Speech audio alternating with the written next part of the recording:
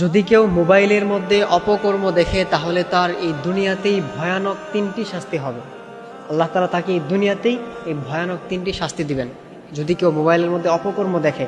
এখন এটা বলা চলে 95% আমাদের সমাজে 95% মানুষ যারা ফোনটাকে খারাপ কাজে বেশি ইউজ করে, ভালো কাজে মানে হাতে গুনে দেখা যাবে হয়তো 5% মানুষ যারা ফোনটাকে ভালো কাজে বা মানে কাজের জন্য, একান্ত কাজের জন্য ইউজ করে। এছাড়া 95%, এটাও মনে হয় ভুল হবে, 99%ই বলা চলে যে এরা ফোনটাকে খারাপ কাজের জন্য ইউজ করে, ভালো কাজের জন্য ইউজ করে না। মনে রাখবেন, আপনি যদি আপনার ফোনকে খারাপ কাজের জন্য ইউজ করেন, আপনি যদি আপনার ফোনের মাধ্যমে আপনি অপকর্ম দেখেন, তাহলে আল্লাহ তাআলা কিন্তু আপনাকে দুনিয়াতে ভয়ানক তিনটি শাস্তি দেবেন যা আপনি কল্পনাও করতে পারবেন না।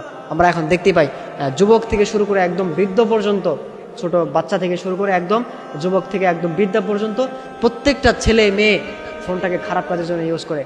বিভিন্ন ছেলেরা মেয়েদের ডান্সের ভিডিও দেখে, অনেক খারাপ খারাপ যে ভিডিওগুলো আছে এগুলো তারা দেখে, মেয়েরাও এগুলোর দিকে আকৃষ্ট হয়ে যায়, এগুলো খারাপ খারাপ ভিডিওগুলো দেখে। মনে রাখবেন, যারা ফোনের মধ্যে মোবাইলের মধ্যে অপকর্ম দেখেন, আল্লাহ তাআলা কিন্তু আপনাদেরকে দুনিয়াতে ভয়ানক তিনটি শাস্তি দেবেন। তার মধ্যে নাম্বার 1 যে শাস্তিটা, সেটা হচ্ছে যারা মোবাইলের মধ্যে অপকর্ম দেখে তাদের রিজিকের বারাকা চলে যাবে, তাদের রিজিকের মধ্যে কোনো বারাকা থাকবে না।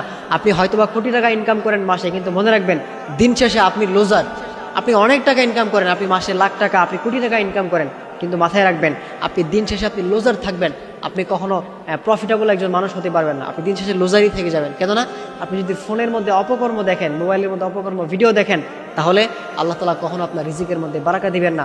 আপনি দেখবেন যে দিক দিয়ে টাকা নিয়ে আসবেন, ওই দিক দিয়ে আল্লাহ তাআলা আবার নিয়ে নেবেন, আপনার রিজিকের মধ্যে কোনো বারাকা থাকবে না। আপনি দিন শেষে ঋণের মধ্যে পড়ে যাবেন, আপনি বিপদগ্রস্ত হয়ে যাবেন। এই জন্য অবশ্যই যারা ফোনের মধ্যে অপকর্ম দেখেন, মাথায় রাখবেন আপনাদের কিন্তু রিজিকের মধ্যে বারাকা থাকবে না।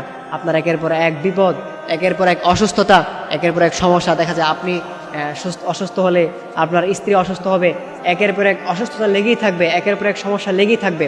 সুতরাং প্রিয় ভাইয়েরা আমার, যারা ফোনের মধ্যে অপকর্ম দেখেন আপনারা অবশ্যই সতর্ক হয়ে যান, নাহলে কিন্তু আপনার নাম্বার 1 যে ক্ষতিটা হবে সেটা হচ্ছে আপনার রিজিকের বারাকা চলে যাবে। এরপর নাম্বার 2 যে ক্ষতিটা, সেটা হচ্ছে যারা ফোনের মধ্যে অপকর্ম দেখে তাদের মনের মধ্যে কোনো প্রশান্তি থাকে না। দেখবেন তার সব আছে, তার বাড়ি গাড়ি টাকা পয়সা কোনো কিছুর অভাব নাই, তার অনেক টাকা পয়সা আছে, অনেক অর্থ সম্পদ আছে, কিন্তু তার মনের মধ্যে কোনো প্রশান্তি নাই, মনের মধ্যে কোনো শান্তি নাই। 0% শান্তিও তার মনের মধ্যে আপনি খুঁজে পাবেন না। তার একের পর এক হতাশা, একের পর এক ডিপ্রেশন, একের পর এক মানসিক চাপ তার মধ্যে লেগেই থাকে। এই জন্য যারা ফোনের মধ্যে অপকর্ম দেখেন, মনে রাখবেন কখনো মানসিক শান্তি পাবেন না। আল্লাহ তাআলা আপনাকে সবসময় মানসিক অশান্তির মধ্যে রেখে দিবেন। এটা হচ্ছে নাম্বার 2। নাম্বার 3 লাস্ট যেটা, সেটা হচ্ছে আপনি যদি ফোনের মধ্যে অপকর্ম দেখেন, তাহলে যদি আপনি ছেলে হয়ে থাকেন, তাহলে আপনার স্ত্রীকে আপনার ভালো লাগবে না। এতে করে দেখা যায় এটা অশান্তি সৃষ্টি হবে, এক পর্যায়ে ডিভোর্সের পর্যায়ে চলে যাবে, সংসারটা নষ্ট হয়ে যাবে।